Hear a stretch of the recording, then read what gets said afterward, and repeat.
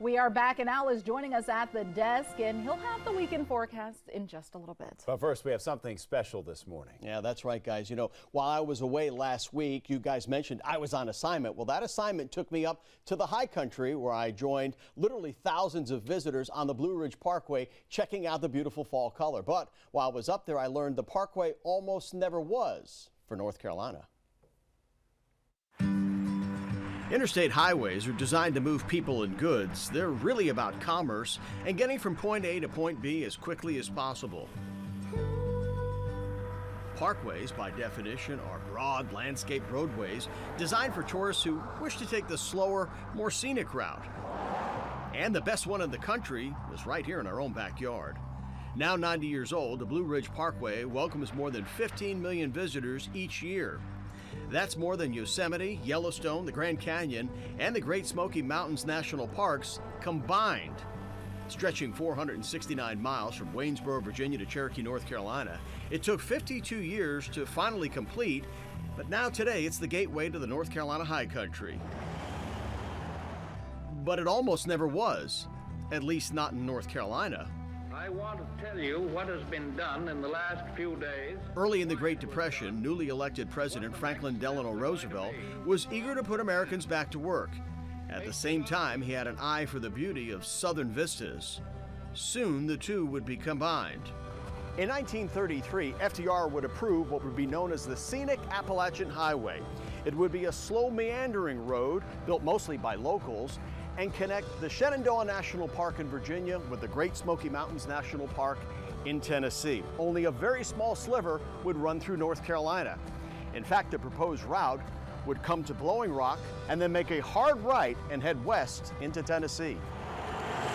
If it weren't for some political horse trading, the Tar Heel State would have fallen away like a late autumn leaf. Enter Robert Lee Doughton, the North Carolina farmer and congressman from Allegheny County, who holds the record as the longest-running chairman of the House Ways and Means Committee. In short, in his position, Doughton controlled the nation's purse. Muley Bob Doughton was a stubborn conservative Southerner, FDR a liberal New Yorker, and each had something the other wanted. According to the family tradition, the trade-off was, Mr. President, you want money for that, basically, program I don't like, you're gonna have to go east of Asheville, not west of Asheville. When you get to Linville, I want you to go to Mount Mitchell.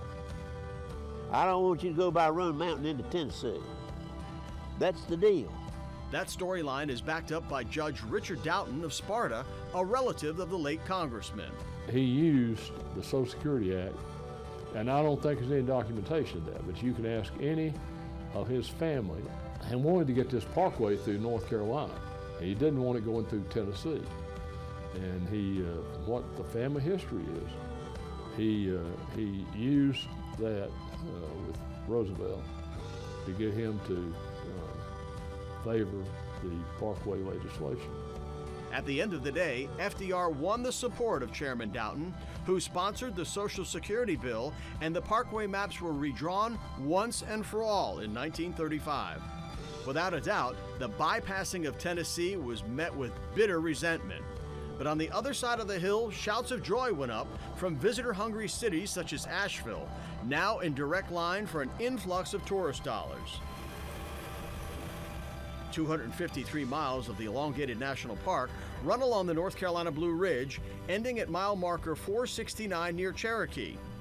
In 2023, travelers along the Parkway pumped $1.8 billion into local economies and helped sustain more than 20,000 jobs.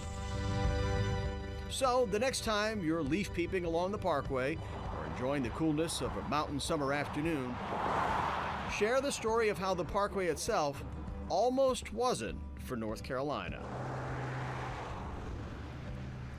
Chief Meteorologist Al Conklin still at the desk with us here. That is fascinating. Yeah, now listen, as you heard from Judge Doughton, there's no written documentation about this political deal, but we all know how politics work. Right. And there are some that don't subscribe to this, that just say that, you know what, North Carolina presented a better argument for the Parkway to be along our vistas and along our ridges as opposed to Tennessee. But somebody was a winner, somebody was a loser in this, and as it turned out, North Carolina was the winner. And Chief, regardless, just to think, if we didn't have the Blue Ridge Parkway. I was going to say the same thing. Wow. Yeah, I love the Parkway. There were a lot of people up there last week. You might be heading up there this weekend to check out some of the fall color. So let's get you out there and talk a little bit about the weather. Thankfully, we've got the Parkway right here.